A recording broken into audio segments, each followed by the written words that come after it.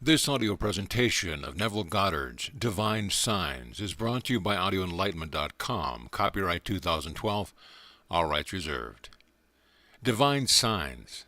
Those raised in the Christian or Jewish faith are taught to believe that Scripture is secular history. But I know that the story of Jesus, from his conception by the Holy Spirit to his ascension into heaven, is a sign rendered by God to those who will receive it. The vision of the Old and New Testament are unchanged, eternal realities, which are forever. One day you will encounter what appears on paper to be a person, but he will be a state of consciousness personified. When Paul recognized this truth, he said, "From now on I regard no one from a human point of view. Even though I once regarded Christ from a human point of view, I regard him thus no longer." After the revelation, Paul realized that Jesus Christ was the creative power and wisdom of God, and not a person as he had been taught. But because God became man, that man may become God, every attribute of God, whether it be faith, called Abraham, or the power and wisdom of God, called Jesus Christ, was personified. Although addressing the Corinthians, Paul was speaking of the characters in Scripture when he said, "From now on I regard no one from the human point of view." No longer able to think of Abraham as a person, as you are a person, Paul tells his story. It is written in Scripture that Abraham had two sons, one born of a slave according to the flesh, and the other born according to the promise. Here Paul is telling you that by your physical birth you are that one born according to the flesh. But Abraham's second son is born of a free woman, born according to the promise. Then Paul explains the allegory of the two sons, telling us that Hagar, a servant of Sarah, was given over to Abraham, who sired the child Ishmael, meaning his hand is against every man, and every man's hand is against him. Isn't that this world? As an offspring of the slave Hagar, we struggle to make a living, to pay rent and taxes, always trying to keep ourselves above the flood of illusion. But after the vision, Paul realized that there is another birth which takes place within, called Isaac. That second son comes from Sarah, for he is born according to the promise. This is all symbolism, for when your spiritual birth occurs, a child wrapped in swaddling clothes will appear to symbolize your birth. There are two distinct births from two distinct beings, one from the womb of woman, Hagar, and the other from the skull of generic man called Sarah. Having seen the vision and understanding its message, Paul no longer thought of Abraham, Isaac, Jacob, or any character of Scripture, including Jesus Christ, as human.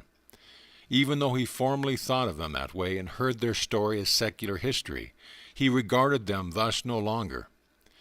In his third chapter of Ephesians, Paul makes his statement, "When you read the Old Testament, you will perceive my insight into the mystery of Christ, which is not made known to men in other generations, but is now revealed to his holy apostles and prophets through the Spirit." It was not known prior to its revelation in Paul that the mystery of Christ comes from within. In the same letter to the Ephesians, Paul speaks of himself and those with whom he shared the vision, saying, "It has been shown us the mystery of his will according to his purpose, which he set forth as a plan in Christ for the fullness of time."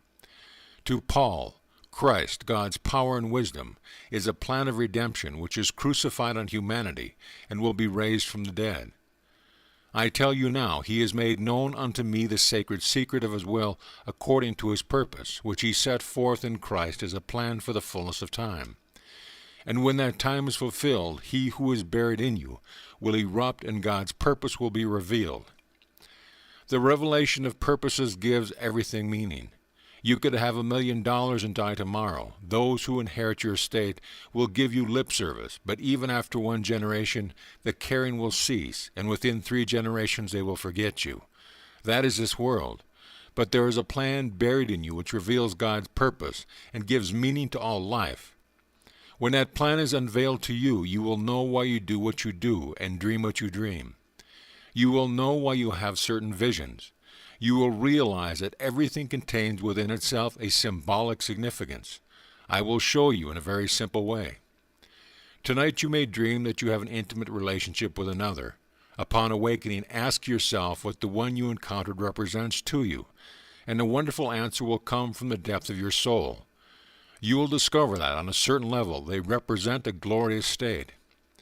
For instance, I know a brilliant man who graduated from Yale at the age of 19 and remained there for many years to teach higher mathematics. As an American of many generations, he once said to me, "We should have only English-speaking people in the world," and he meant it. He was a very positive, brilliant person.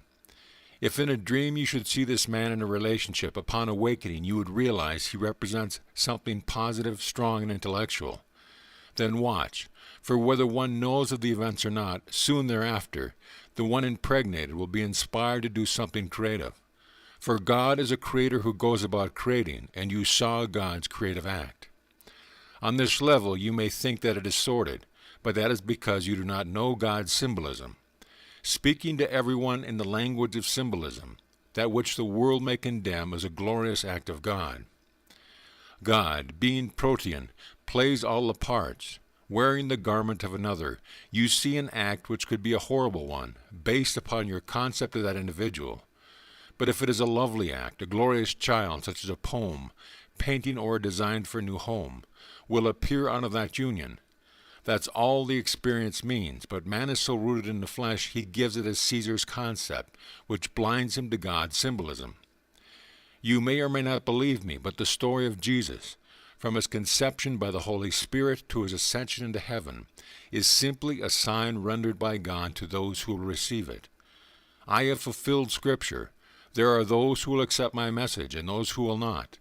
If you who believe my word and ever see me in a vision, in a creative act, it is because I am fertilizing the story of the gospel in you. I am the father of that which is being fertilized. I refer you now to the 4th chapter of 1 Corinthians, where Paul speaks, saying, "You have unnumbered guides in Christ, but not many fathers. I became your father in Christ." This is a mystery. Unnumbered people will tell you about Christ, based upon theory and speculation, but not from experience. The King James Version calls these men instructors. Paul is saying that although there are many instructors, after his experience are accepted, he sires them.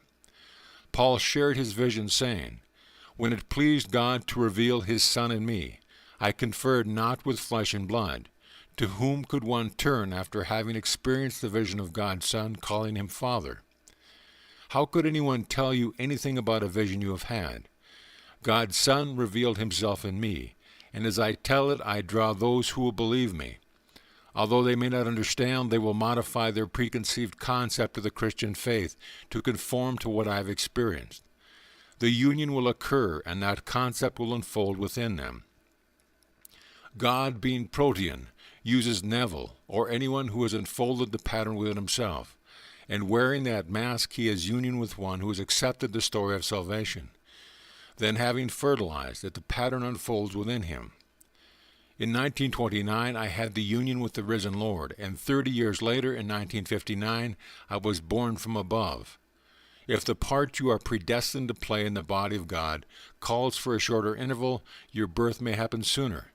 But my part has been a complete unfoldment of Scripture, and it has taken 30 years. We are told that when Jesus began his ministry, he was about 30 years of age. This does not mean 30 years after a physical birth, but 30 years after a spiritual union. When your spiritual birth, you will take a place only the Father knows. But we are told in the book of Habakkuk, every vision has its own appointed hour. It ripens, it will flower. It will be long, wait, for it is sure and it will not be late. Paul tells us there are 8 levels of the body of God: the apostles, prophets, teachers, workers of miracles, and so on.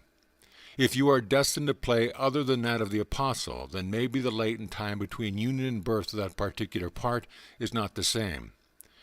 There is no dream, no vision without meaning, for God speaks to man through the medium of dream and unveils himself in a vision. What you experience in vision is right for that particular level of your being, but when it is reduced to that level, the thought would be totally wrong. Man, having eaten of the tree of knowledge of good and evil, decides what is right and what is wrong, thereby descending into the mire of confusion. But when he turns around, he discovers that nothing is either right or wrong. On a certain level it is right, and on another level it is wrong. So learn to accept every level, and as you do, you will ascend the tree of life to discover that every level, when viewed from there, is right when you know how to interpret it. He has made known unto me the mystery of his sacred will according to his purpose, which he set forth as a plan in Christ for the fullness of time. I now know that Christ is not a person, and regard no scriptural character from the human point of view, but rather a state of consciousness personified. I once regarded Christ from the human point of view, but now I see him as the creative power of imagination and the wisdom of imagination, with a plan buried in that power. I now know I am the cross God's power wears as his plan of salvation has unfolded in me. He awoke and resurrected himself in me, and the entire story of Jesus Christ unfolded and revealed me as God the Father. I have told you my experiences. If the world will not believe me, it really doesn't matter, for I will find my remnant, my 10%, who will believe my story in spite of what they formerly believed. In this audience, there are those who, although they attend regularly, continue to bring their barriers with them and will not accept my story. Others, bringing their preconceived misconceptions of Scripture with them, depart never to return. A friend brought a lovely lady to the last lecture, at which time she told me she would take my theories under consideration. I told her they were not theories, that I speak from experience. Then she said, "But I am an ordained minister," and I replied, "That means nothing to me. Have you had the vision of Christ? Did the one who ordained you have the vision of Christ? If not, it's the blind leading the blind. You can't take my theories under consideration, only what I have experienced. If it does not fit your prefabricated misconceptions of Scripture, all well and good. But I am sharing my visions, my experience. They are all revelations and not theory." She was very sweet and left saying that this was her first lecture. You don't come for one time and hear something so radically different from what you have been trained to believe and expect to swallow it hook, line, and sinker. I would ask my friend to loan her my book, Resurrection, and have her read the chapter on resurrection. It's all documented. I have referenced the Old Testament like Paul. Ask you to keep my interpretation of the Old Testament in mind as you read my experience.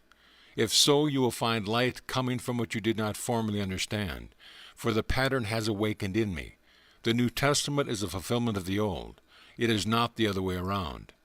The pattern, the mystery of his will, remains sealed in the Old Testament until the fullness of time, when the seal is broken and individual man resurrects, fulfilling Scripture. If you test your creative power on this level, the statement, "Whatsoever you desire, believe you have received it and you will no longer be a great theory given lip service, but will be known from experience. Believe you are the man or woman you want to be. Catch the feeling that you have already arrived. Look at your world from that assumption, knowing its truth. Now believe your assumption has its own appointed hour to flower. Persist in your belief, and no power on earth can stop it from hardening into fact. This is Christianity. There is no limit to your creative power. The most horrible problem will be resolved if you will conceive a solution in your mind's eye. Anyone can do it. It doesn't take an Einstein to imagine a problem is resolved. Do not limit your creative power by determining the ways and means for it to come about, for imagination has at its disposal ways that are past finding out. Do not be concerned as to how, when, or where, only the end. If you are in debt, what is the solution? That you win the lottery or an uncle dies and leaves you his fortune? No. The end is that you are debt-free. How would you feel if all of your bills were paid? Assume that feeling and let imagination harden that feeling into fact. Every problem has a solution. Imagine the solution and assume it is true. What would you see and do were it true? How would you feel? Persist in that feeling, and in a way no one knows the solution will come to pass. There is nothing impossible to God, and God is crucified on you as your own wonderful human imagination. There never was another, and there will never be another God, and all things are possible to him. If you can imagine the end, knowing all things are possible to imagination, and remain faithful to that assumption as though it were true, imagination will harden into fact. Remember, creative power will not operate itself. Knowing what to do is not enough. Your imagination's operative power must be willing to assume the things are as you desire them to be before they can ever come to pass. Now let us return to the divine signs. The Bible begins with the story of Abraham, which is an allegory, a story told as if true, leaving the one who reads it to discover its fictitious character and learn its lesson. If the story of Abraham, Sarah, and their offspring Isaac, as well as the story of Abraham, Hagar, and their offspring, Ishmael, are allegories, and Abraham is the father of us all, where is the reality of the story? The New Testament begins. This is the genealogy of Jesus Christ, the son of David, the son of Abraham. Abraham begot Isaac, and Isaac begot Jacob, and Jacob begot Judas and his brother. If Abraham, the source of all life, is an allegory, then everything is an allegory, including Jesus Christ, for he is the culmination of the entire genealogy that begins in the first chapter of Matthew. Search and you will discover that Scripture is a wonderful plan of salvation buried in Christ, God's creative power and wisdom, who is crucified on man in his own wonderful imagination. Knowing that the plan is contained in you, belief will awaken it. You may be completely unaware of the moment the plan was fertilized, but it must and will be fertilized by one who is awakened from the dream of life. For the plan that is to be born is spirit. One who is not yet awakened can be used to bring about a beautiful poem, a play, or a wonderful story on this level. But God's plan of salvation can only be fertilized by one who has already been raised from the dead, and God, being protean, will assume the mask to play that part. Now let us go into the silence.